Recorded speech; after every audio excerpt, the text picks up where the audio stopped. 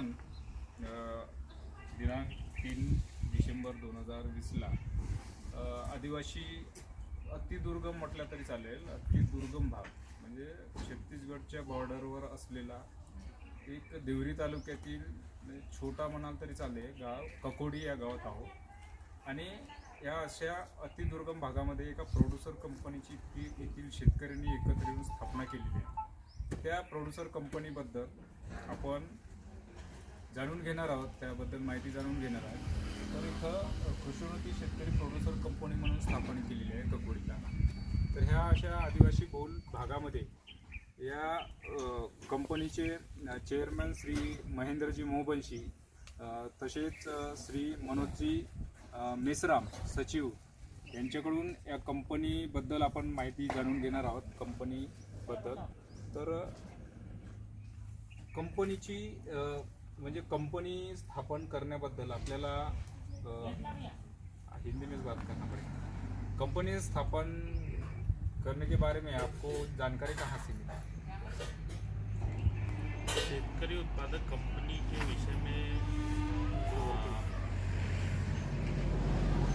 जानकारी ऐसा हुआ कि 2014 में आत्मा विभाग की तरफ से कुछ लोगों की टीम आई और यहाँ पर आने के बाद उन्होंने हमारे क्षेत्र में जो स्थापित छोटे मोटे बचत गट थे और एक हमारा एक पुरुष बचत गट मानव बचत गट के नाम से हमने तैयार किया हुआ था 2007 में. और पूरे क्षेत्र में हमारे बचत गट का नाम थोड़ा सा एक नाम मतलब सभी लोगों के इसमें आ चुका था. तो हमारा बचत गट और ऐसे कर गांव के कुछ बचत गट को मिला करके आपके आत्मा विभाग के कुछ अधिकारी लोगों ने आकर एक छोटा सा बैठक लिया हमारा ककोड़ी में. और उस बैठक पर उन्होंने हमको ये बताया कि आने वाले समय के लिए अपने को एक शेतकरी उत्पादक कंपनी तैयार करने का है. तो जब कंपनी का नाम आया तो थोड़ा सा हमारे दिमाग में एक बहुत बड़ी कल्पना निकल कर आई कि कंपनी बोलने से एक बहुत बड़ा मतलब जिसको अपन बोलते हैं पेस्ट्री बोलते हैं ना, एक पेस्ट्री का जो ये है उस तरीके का एक पिक्चर हमारे सामने आया. तो मैंने सोचा कि हम ककोड़ी जैसे आदिवासी बहुल क्षेत्र में रहते हैं और यहाँ पर लोग बराबर जाने वाले अधिकारी से बात नहीं कर पाते. ऐसे इतने दुर्गम क्षेत्र के लिए अगर शासन खुद चलकर हमारे पास आया सचिन तो ये ते लावून दे दरवाजाला. इस तरीके की अपॉर्चुनिटी को हमने छोड़ना नहीं चाहिए. खुद शासन जब चलकर हमारे पास आता है तो हमने ऐसे मौके को गंवाना नहीं चाहिए. ये सोच करके हमने आपस में चर्चा की और 2014 के लगभग से लेकर के 2016 तक हम लोगों ने बहुत मशक्क़त किया. हर छोटे छोटे गांव में जा कर के छोटे छोटे बचत गट की महिलाओं को इकट्ठा करना, उनके साथ बात करना, उनको समझाना. आपके आत्मा विभाग में एक शराब सर थे उस समय, शराब सर का बहुत अच्छा हमको सहयोग मिला. उसके बाद समय समय पर जैसे जैसे टीम आती गई उस टीम ने भी हमको भरपूर सहयोग दिया. हमारे एक अच्छे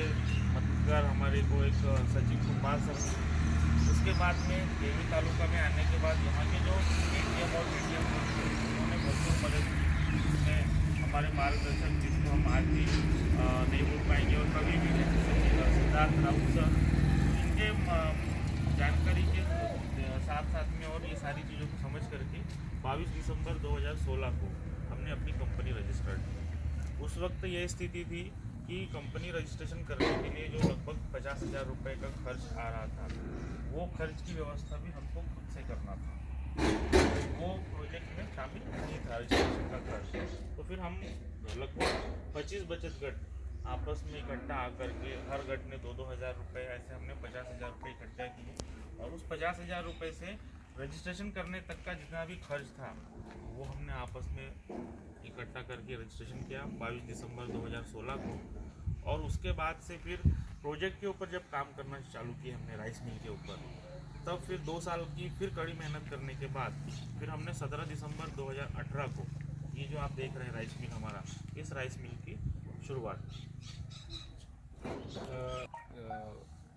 कंपनी की तरफ से आप खेती जो करते हो उनके लिए क्या क्या आप प्रोग्राम अरेंज करते हो, कैसे गाइड करते हो, इसके बारे में थोड़ा बताओ.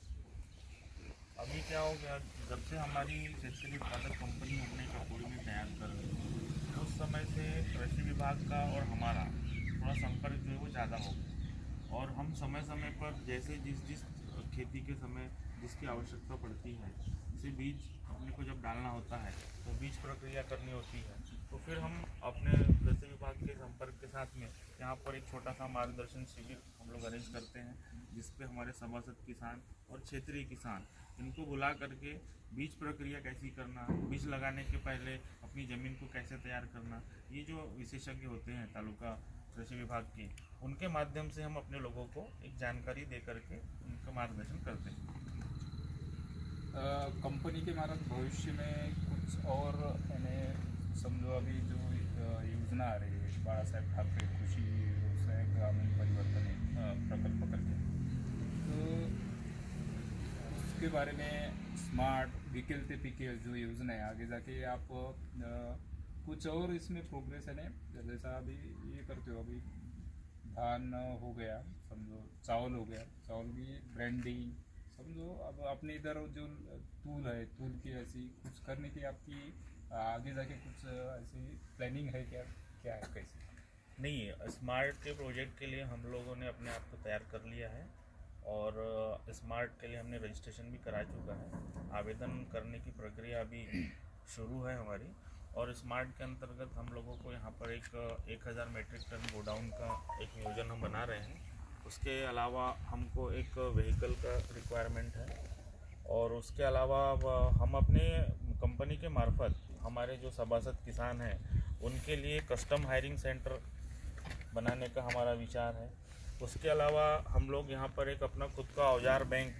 कंपनी का, एक कंपनी की लाइब्रेरी, जिसके अंतर्गत हम हर जो खेती होती है सीजनल और हर खेती के विषय से संबंधित किताबें, और हमारे पास में कंप्यूटर भी है, तो हमारा किसान यदि आकर जानना चाहता है इंटरनेट के माध्यम से, तो वो फैसिलिटी भी हमने यहाँ पर उपलब्ध करा के रखी है कि किसी किसान को किसी चीज़ के बारे में पता करना है, और आज तो ग्लोबल वर्ल्ड हो चुका है, हर जानकारी एक क्लिक पर उपलब्ध है, तो वो सारी चीज़ें हमने यहाँ पर करवा के रखी है और करने की हमारी प्लानिंग भी बन चुकी है। उसके अलावा अभी जो हमारा क्षेत्र है वो सिर्फ और सिर्फ धान पर केंद्रित है। एक समय था जब दूसरी भी फसल ली जाती थी, लेकिन अब फिर से वो किसानों ने वो सब चीज़ों को छोड़ दिया है, तो अब हम फिर से रिवर्स जा रहे हैं, जिनको लेकर जाना चाहते हैं कि जिससे वो 12 महीने अपने खेत पर व्यस्त रहे। खेती भरपूर है हमारे क्षेत्र में किसानों के पास, लेकिन सिर्फ और सिर्फ एक सीज़न की खेती वो कर पाता है। इसमें बहुत बड़ा कारण एक सिंचाई का भी है, लेकिन पिछले 2-3 सालों से जब से थोड़ा सा ये मोबाइल का और इंटरनेट का वापर बढ़ा है, तो लोगों ने ऑनलाइन पद्धति से एप्लीकेशन करके बहुत सारे क्षेत्र अपनी खेतों में उन्होंने सोलर पंप लगा लिया है, जिससे उनको एक पानी की फैसिलिटी उनके हाथ पर आ चुकी है। और बाकी हमारे यहाँ सिंचाई का तो कोई व्यवस्था है नहीं कि हम उसके माध्यम से कर पाए। ये एक बहुत बड़ा मतलब हमारे क्षेत्र के लिए दुर्भाग्य है कि इतने वर्षों में भी हमारे लिए यहाँ पर सिंचाई की कोई भी व्यवस्था किसी भी आने वाली सत्ता में सरकार के माध्यम से नहीं हो पाई, और इसी कारण से आज भी हम अपने क्षेत्र को पिछड़ा क्षेत्र ऐसा मानते हैं। तो फिर भी परिस्थिति बदल रही है धीरे धीरे, और आपके जैसे विभाग के नए नए जो कृषि सहायक आ रहे हैं, उनकी जो काम करने की जो टेक्निक है और जो अभी जो काम करने की उनके अंदर जो ललक है, उसके कारण भी मैं देख रहा हूँ कि हमारी परिस्थिति बदल रही है। सिंचाई के बारे में जैसा आपने बोला कि सिंचाई का क्षेत्र बहुत कम है, जिसके पास सिंचाई का क्षेत्र है, जिनके पास कुएँ है, जिनके पास बोर है, जिनके पास सोलर की अभी सुविधा हो रही है अलग अलग योजनाओं में से, तो क्या इधर के यानी अच्छी एक टेक्निकली करके ठिंबक और ये ट्रिप यानी तुषार, ये योजना का लाभ गवर्नमेंट की तरफ से सब्सिडी है, क्या ये टेक्नोलॉजी यानी तंत्रज्ञान जिसको बोलते हैं, इसका उपयोग करके अच्छी फसल ले सकते हैं, इसके बारे में आप क्या बताओ? नहीं, इस योजना का फ़ायदा हमारे क्षेत्र का किसान इसमें लेना शुरू कर दिया है, और आज हमारे कंपनी के परिक्षेत्र में लगभग 3 से 4 ऐसे उन्नत किसान तैयार हो चुके हैं जो आज ड्रिप इरिगेशन के साथ जा रहा है, और हम खुद हमारी कंपनी के मार्फत एक यहाँ पर बायर कंपनी का फैसिलिटेशन सेंटर खोल रहे हैं। उसके अंतर्गत हमारे साथ में एक ड्रिप कंपनी का टाइप है, तो हम ये कोशिश कर रहे हैं कि जब हमारे साथ खुद एक कंपनी का टाइप रहेगा तो वो कंपनी के माध्यम से हम लोगों को समझाएं। और नई टेक्नोलॉजी के बारे में आप जैसा पूछ रहे हैं ना, तो कैसा है कि अभी हमारे क्षेत्र में लगभग 3-4 किसानों ने इसकी शुरुआत भी कर चुकी है। एक बहुत अच्छे स्केल पर हमारे यहाँ मुनगा लगा हुआ है ड्रिप के माध्यम से, और अभी आपका जो हाउसा फुंडकर की योजना है उसके माध्यम से भी लगभग 2-3 किसानों ने फल बाग का लागवड़ भी किया हुआ है, और बहुत अच्छा सहयोग उस पर हमारे कृषि सहायक मिल रहा है उस पर। तो उन्होंने भी इस चीज़ को अभी समझा है कि सच में अगर हम कृषि विभाग के मार्गदर्शन के साथ में जाते हैं तो हमारा जो उत्पादन है और हमारा फ़ायदा कैसे हो सकता है। मुनगे का खेत उन्होंने अभी जो लगाया है, तो मैं समझता हूँ पिछले 4 महीने की फसल है उनकी, और अभी 10 फीट तक के हाइट में वो पेड़ आ चुके हैं। और उसको देख करके अभी हमारे क्षेत्र के हमने कई लोगों को बोला है कि आप यहाँ से 50 किलोमीटर या किसी दूसरे क्षेत्र में जाकर अपन जो निरीक्षण करते हैं या विजिट करते हैं उसके लिए 5 किलोमीटर में आप आकर के देखिए, और एक बहुत अच्छा डेवलपमेंट जो किया है उसको देख करके समझिए। तो लोगों ने अब स्वीकार किया है इसको, टेक्नोलॉजी को, और बहुत सारे एप्लीकेशन सोलर के जा रहे हैं, ड्रिप के जा रहे हैं। लेकिन हो क्या रहा है कि जब तक कि वो ड्रिप पर नहीं आएगा फार्मर, तो कम पानी में वो ज़्यादा भरपूर फसल और एक अच्छा उत्पादन नहीं ले पाएगा। तो ये शुरुआत हो चुकी है, और मैं समझता हूँ जिस तरीके से कृषि विभाग का पिछले 1-2 सालों से जो सहयोग मिल रहा है, ऐसा यदि आने वाले या गए अगर समय से हमें मिला होता, क्योंकि हमारा क्षेत्र एक तो थोड़ा सा पिछड़ा वर्ग है, यहाँ के लोग बहुत जल्दी समझते नहीं हैं। हमको कंपनी स्थापन करने के लिए लोकल के लोग होने के बावजूद इतनी ज़्यादा मेहनत करना पड़ा। पड़ोसी को नहीं समझा पा रहे थे, हम अपने बाजू वाले को नहीं समझा पा रहे थे। फिर भी जब लोगों ने हमारे साथ में आया और परिवर्तन को देखा, तो आज स्वयं इच्छा से आज हमारे पास आकर हमारा एक वो शेयर परचेस करते हैं। आज हमको बोलना नहीं पड़ता। उसी तरीके से अभी हमको ये समझ में आ रहा है कि लोग अब स्वयं इच्छा से आकर के आवेदन कर रहे हैं, कृषि सहायक को उन्हें उससे संपर्क कर रहे हैं, कौन से अधिकारी है। और जब से हमारी कंपनी स्थापन हुई है, मैं समझता हूँ कि SDO सर ने हमारे यहाँ पर 3 बार विजिट कर चुका है। उसके पहले के जो अधिकारी रहे हैं, उडांगवे सर थे, वो भी हमारे यहाँ आकर जा चुके हैं। तो जब एक बहुत बड़ा किसानों का संगठन कहीं भी स्थापित होता है, तो कृषि विभाग की एक तरीके से जवाबदेही बन जाती है कि वहाँ आए और उसके ऊपर देख रेख करे। तो बहुत अच्छा सपोर्ट हमारे कंपनी को बनने के बाद से मिला है कृषि विभाग का, और परिवर्तन तो हो रहा है। ककोड़ी में भी हमारे यहाँ लगभग 10 लोगों के पास में सोलर पंप लग चुके हैं, और अब वो नेक्स्ट स्टेप में ड्रिप की तरफ जाने की इच्छा उन्होंने रखी हुई है। जैसे कि अभी अपना जो क्षेत्र है पानी की बहुत कम सुविधा है, तो क्या इधर फल बाग ज़्यादा से ज़्यादा है ना, कोरडो जो है क्षेत्र बोलते हैं अपन, कोरडो बहुत सारे ऐसे फल बाग है, जैसा आम, कम पानी में भी अच्छा आता है। अपन अगर से थोड़ा सा उधर जलगांव वगैरह जाओ, जैन इरिगेशन में वहाँ जाओ, तो वो एकदम पहाड़ पे लगे हुए हैं आम के खेत। तो अपने इधर की खेती तो अच्छी है। क्या फल बाग में अपन आंबा वगैरह इधर मतलब अच्छा आएगा कि कैसे, इसके बारे में थोड़ा बताओ। नहीं, एक्चुअल में हमारे यहाँ तो सर कैसा है कि नेचुरल फल आते हैं। जैसे अगर आप देखें, आम के भी पेड़ बहुत हैं, और कुछ लोगों ने अभी ये भाउसा फुंडकर के माध्यम से आम के बाग भी लगाए हुए हैं। उसके अलावा वन उपज के रूप में हमारे यहाँ पर सीताफल होता है, प्रचुर मात्रा में सीताफल होता है। हमने भी अभी उसके ऊपर एक छोटा सा हमारा विचार बनाया हुआ है कि एक पल्प निकालने का सेंटर छोटे प्रमाण पर यहाँ पर हम उसको तैयार करेंगे, ताकि हमारा जो किसान है, जो हमारे क्षेत्र की जो लोग हैं, वो सीताफल इकट्ठा करके आज वो बाहर के लोगों को बेच रहे हैं, तो उनको भरपूर कीमत नहीं मिल पा रही है। लेकिन जब कंपनी खुद स्थापित करेगी, और कंपनी ने एक बहुत अच्छा उद्देश्य रखा हुआ है हमारे पूरे संचालकों के साथ में, कि हम व्यापारिक दृष्टिकोण से काम नहीं करेंगे। हम किसान को अपना एक समकक्ष, एक सहयोगी बना करके उनके साथ काम करने की इच्छा रखते हैं। यानी अगर कल चल करके हम किसानों के साथ काम करने की इच्छा रखेंगे, तो मुनाफे का जो हिस्सा होगा वो इस तरीके से नहीं होगा कि आप हमारे एक व्यावसायिक पार्टनर थे, तो आपको ये हम आपको अपना एक मतलब खुद के आपके काम को है कर रहे हैं ऐसा समझ करके मुनाफे में भी आपको समान हिस्सेदारी देने की इच्छा हम रखते हैं। क्या ऐसा नहीं हो सकता, जैसा तुम्हारी प्रोड्यूसर कंपनी है, अभी प्रोड्यूसर कंपनी अब आजू बाजू में जाओ तो लक्के कोरची है, गढ़चिरोली डिस्ट्रिक्ट है, वहाँ के सीताफल बहुत सारे मार्केट जाते हैं, नागपुर मार्केट में। तो अपना क्षेत्र है, अपने क्षेत्र के जितने भी ये फॉरेस्ट को लग के जो सीताफल है ऐसे लगाए हुए तो नहीं लोगों ने, फिर भी बहुत सारा फॉरेस्ट के एरिया में सीताफलों के पेड़ है, अच्छे सीताफल आते हैं यहाँ से बरेश से। बहुत सारे व्यापारीगण नागपुर लेके कॉटन मार्केट में बेचते। तो क्या कंपनी के तरफ से ऐसा कुछ अपन उनके लिए परचेस करना उनके पास से, ताकि उनको भी 2 पैसे ज़्यादा मिले और एक कंपनी को फायदा, ऐसा नहीं ऐसा प्लान नहीं है क्या? नहीं, इस तरीके का प्लान तो हमारे मन में शुरुआत से ही रहा है। इवन जब हम लोगों को प्रोजेक्ट पसंद करने का जब समय आया था, तब हमने तो आत्मा ऑफिस में यहाँ तक बोला था कि हमको राइस मिल नहीं चाहिए, हमको जो हमारे पास इजी अवेलेबल है,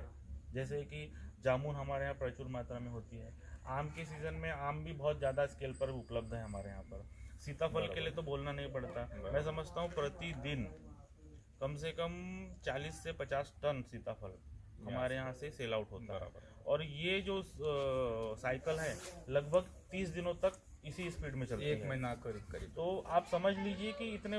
बड़े क्वांटिटी पर हमारे यहाँ पर ज़ीरो ट्रांसपोर्टिंग पर ये सारी चीज़ें उपलब्ध हैं। उसके अलावा हमारा क्षेत्र, हमारा जो एरिया है, उस एरिया में तेंदूपत्ता हमारे यहाँ से लेकर के बड़े बड़े व्यापारी जा रहे हैं, और उस तेंदूपत्ता से वो मार्केट में बीड़ी बना करके बहुत अच्छा मुनाफा कमा रहे हैं। तो हम लोगों ने उस तरफ से भी विचार किया हुआ है, लेकिन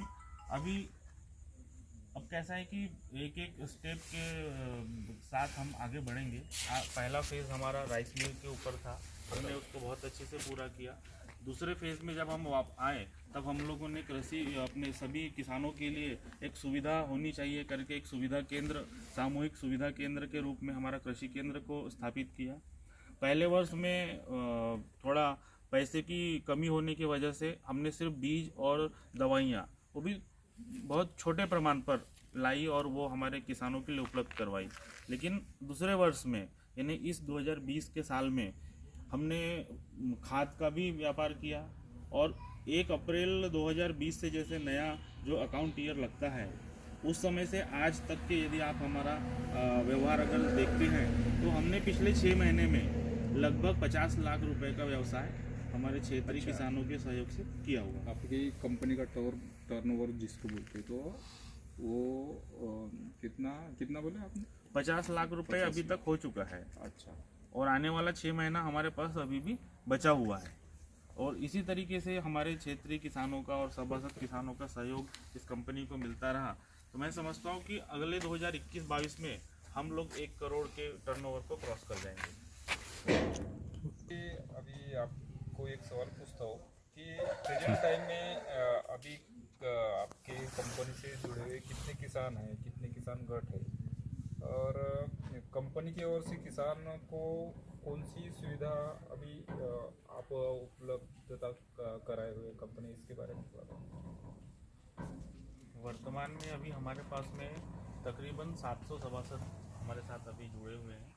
जब हमने कंपनी स्थापित की थी, उस समय हमारे पास 526 आरओसी पे रजिस्टर्ड किसान थे। उसकी संख्या बढ़ करके आज लगभग 700 हो चुकी है। और बहुत सारे किसानों के साथ में दिक्कत ये है कि थोड़ा सा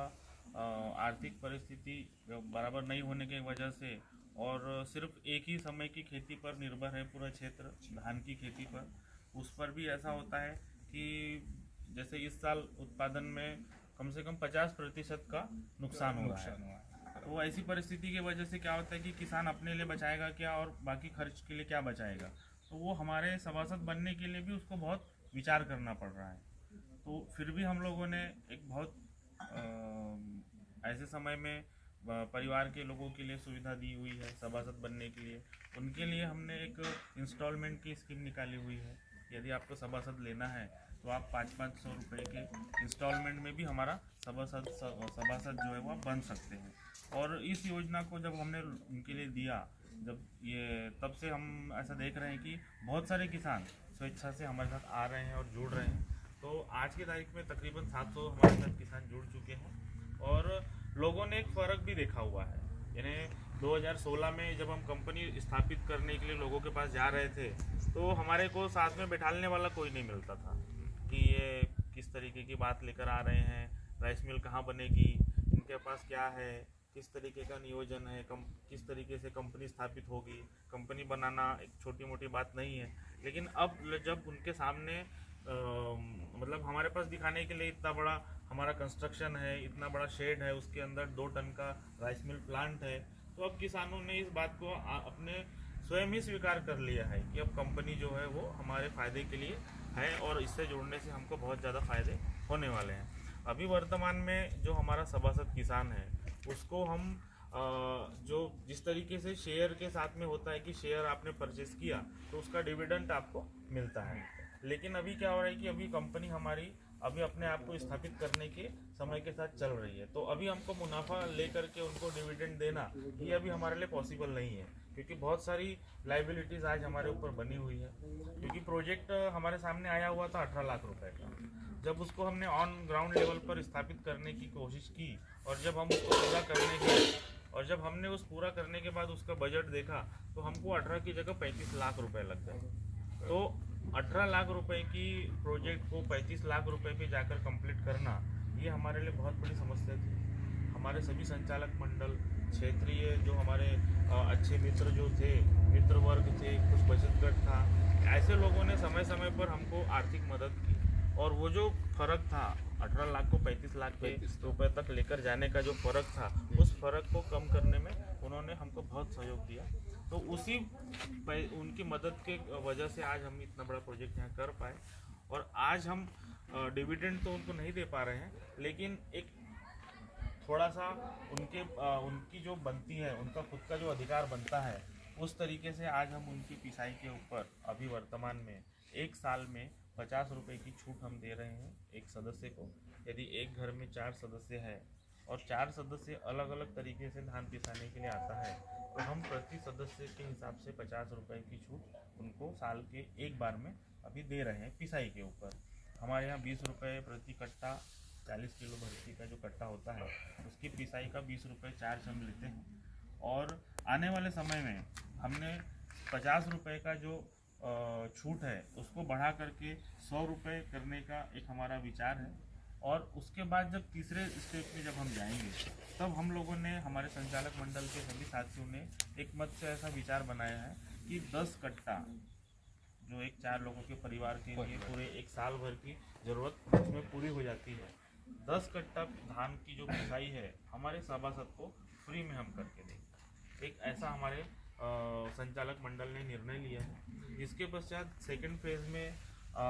जैसे जो निविष्ठा है, कृषि निविष्ठा जो होती है, उसको भी हम बाजार मूल्य से कैसे नीचे लेकर के आए उसके ऊपर हम काम कर रहे हैं। आज भी हमारे यहाँ पर हमारे केंद्र में जो कीमतें हमने रखी हुई है वो 2 तरीके की कीमत आती है। यानी एक जनरल व्यक्ति आता है, एक साधारण किसान आता है और हमारे से खरीदी कर जाता है, तो वो हो सकता है किसी चीज़ को 100 रुपये में खरीदी करे और उसी समय में हमारा एक सदस्य किसान आता है तो वो उस चीज़ को खरीदता है तो कम से कम 10 रुपये, 20 रुपये, किसी में 50 रुपये और 100 रुपये तक के फ़र्क में हमने रेट रखा हुआ है, क्योंकि हमको हमारे किसानों को कम से कम रुपए में सहायता उपलब्ध कराना, ये उद्देश्य कंपनी स्थापित करने के पीछे का उद्देश्य यही था कि कृषि लागत को कम किया जाए और उत्पादन को ज़्यादा से ज़्यादा कीमत में कैसे बेचा जाए। तो भविष्य में अभी हम उनका जो उत्पादन है उसको एक कॉमन बिजाई दे करके, एक अपना ब्रांड लेकर के, एक तरीके का ही धान उत्पादित करके उसको मिलिंग करके, उसकी क्लीनिंग और ग्रेडिंग करके, उसकी पैकिंग करके मार्केट में लाने का विचार है, ताकि उस उत्पादन के ऊपर से भरपूर ज़्यादा से ज़्यादा लाभ हम अपने किसान को दे सकें। अभी जैसा कि बताया मनेंद्र जी, ज़्यादा बारिश होती है, अकाल पड़ता है, पूरा क्षेत्र कोरडवाहू है, कभी होता है, कभी हाथ की फसल चली जाती है, कुछ बाढ़ के कारण जाते हैं। तो क्या आपके जो कंपनी के पूरे सदस्य वो प्रधानमंत्री पीक बीमा योजना वो खरीफ में भी है और रबी में, तो इसका भी लाभ उठाते, फॉर्म भरते, इसके लिए एप्लीकेशन करते? नहीं, एप्लीकेशन तो करते हैं, लेकिन उस पर भी जो अनुभव है हमारे किसानों को, बहुत सारे खट्टे अनुभव भी हैं, कि किसी किसी वर्ष सचमुच में अकाल, जैसे पिछले 2016 15-16 में इतना भीषण अकाल हमारे क्षेत्र में आया था, बावजूद उसके हमारे को जो हमने पीक बीमा किया हुआ था ना, उसका हमको किसी प्रकार का हर्जाना मिला और ना दूसरा किसी प्रकार से शासन से कोई हर्जाना मिल पाया। तो इस तरीके के अनुभव के वजह से कई बार किसान के सामने में एक समस्या हो जाती है कि उसने अपना बीमा करना चाहिए या नहीं करना चाहिए। उसके अलावा जो कृषि कर्ज अपन लेते हैं उस पर तो लगभग उनका पीक बीमा हो जाता है, फिर भी मैं समझता हूँ कि लगभग 80% जो है किसान वो पीक बीमा करवाता है। अच्छा, अभी भविष्य में कंपनी के विस्तार के लिए क्या और प्लानिंग है आपकी, यानी आगे जाके क्या प्लानिंग आप ये कर रहे हो सभासदों को? भविष्य की प्लानिंग में जैसा मैंने अभी आपको बताया कि कस्टम हायरिंग सेंटर हम खोलना चाहते हैं, फिर औजार बैंक का एक हमारा नियोजन है। उसके अलावा रोजगार के रूप में कैसे हम अपने क्षेत्र के लोगों को व्यस्त कर सकें, क्योंकि सिर्फ कृषि के ऊपर अभी हमारा क्षेत्र पूरे 1 साल तक निर्भर नहीं है। 4 महीने 5 महीने की खेती होती है, उसके पश्चात हमारा क्षेत्र लगभग मैं समझता हूँ 60% जो किसान हैं वो पलायन कर जाते हैं। तो उनके पलायन को कैसे रोकना, उसमें हो सकता है हम फड़बाग की स्कीम का ज़्यादा से ज़्यादा लोगों तक प्रचार करें ताकि आप अपने खेत में ही व्यस्त रहें। इस तरीके से नियोजन हमारे पास में है और इस तरीके का विचार कर रहे हैं। छोटे छोटे प्रकल्प करने का विचार है, जैसे कि मशरूम की खेती कैसे करें, उसके बाद में मशरूम के लिए उनको मार्गदर्शन शिविर लगाने का हमारा विचार है, क्योंकि मशरूम की खेती कम खर्चे में और एक अच्छा भरपूर उत्पन्न देने वाली खेती है। उसके बाद में मत्स्य उत्पादन है, अभी तो उसके लिए भी नई नई तकनीक आ चुकी है। आपको बहुत बड़ा तालाब बनाने की आवश्यकता नहीं है, छोटा सा आपने एक पॉन्ड बनाया, जो अभी क्या बोलना चाहिए, एक तो शेत तड़े हैं, उसका भी भरपूर लाभ हमारे क्षेत्र में ले रहे हैं लोग। तो कैसे उनको धीरे धीरे डाइवर्ट हम कर सके अपने रोजगार के रूप में, वो अपने खेत को ही एक अच्छा रोजगार का विकल्प देखे, इसके ऊपर अभी हम काम कर रहे हैं और भरपूर सहयोग मिल रहा है अभी विभाग का भी, आपके कृषि विभाग से। अभी कोरोना वैश्विक महामारी है, इसमें आप यानी किसानों के लिए काम करते वक्त आपको कुछ दिक्कतें आई कि कैसा क्या हुआ? नहीं, कैसा है, अब कोरोना की दिक्कतें तो हर पूरे विश्व के हर व्यक्ति ने झेला हुआ है कोरोना में कुछ। उसके अलावा जब ये परिस्थिति बहुत गंभीर हो चुकी थी और उसी समय हमको अपने खेत में काम करना आवश्यक हो चुका था, लेकिन समस्या ये थी कि आप कृषि केंद्र में जाकर बहुत ज़्यादा लोगों की भीड़ इकट्ठा कर आप सामान खरीदी नहीं कर सकते थे। तो ऐसी परिस्थिति में कंपनी ने और कृषि विभाग के सहयोग से हमने एकत्रित खरीदी करवा करके अपने माध्यम से हमने 10 किसानों की या एक बचत गट की रिक्वायरमेंट को लेकर के उनकी सारी ज़रूरतें की चीज़ों को अपने साधन में पैक करके उनके खुद के दरवाजे तक, उनके घर तक हमने भेजने की व्यवस्था की और अच्छा सहयोग किसानों का भी मिला उसमें कि उन्होंने एकत्रित हमको ऑर्डर भी दिया और अपनी रिक्वायरमेंट के हिसाब से उन्होंने हमको एकत्रित ऑर्डर दिया और हमने उनका ऑर्डर उनके घर तक पहुंचा करके दिया। तो इससे मैं समझता हूँ कि थोड़ा बहुत हम हमारे क्षेत्र को संक्रमित होने से बचा पाए। मनेंद्र जी, जो खुशोन्नति शेतकरी प्रोड्यूसर कंपनी है, तो आपको चलाते यानी कंपनी इतनी बड़ी कंपनी है, इतने सारे लोग जुड़े हुए हैं, तो चलाते वक्त आपको कुछ दिक्कतें आ रही, कुछ प्रॉब्लम्स आ रहे, यानी आप इसके कुछ दिक्कतें आ रही, क्या लोग जुड़ रहे कि नहीं जुड़ रहे, कुछ उनके इसमें ये हो रहा है, इसके बारे में थोड़ा बताओ। नहीं, दिक्कत तो देखिए, अभी जिस तरीके से शासन ने बोला है कि महाराष्ट्र के अंदर 10,000 शेतकरी कंपनियां अपन तैयार करेंगे और जहाँ तक मैंने देखा हुआ है, बहुत सारे लोगों के मन में एक गलत भावना आ चुकी है कि शेतकरी कंपनी तैयार कर लो, शासन का बहुत बड़ा फंड मिल जाएगा। और बहुत सारे लोग हमसे पूछने, इस दौरान हमसे कई लोगों ने संपर्क भी किया हुआ है कि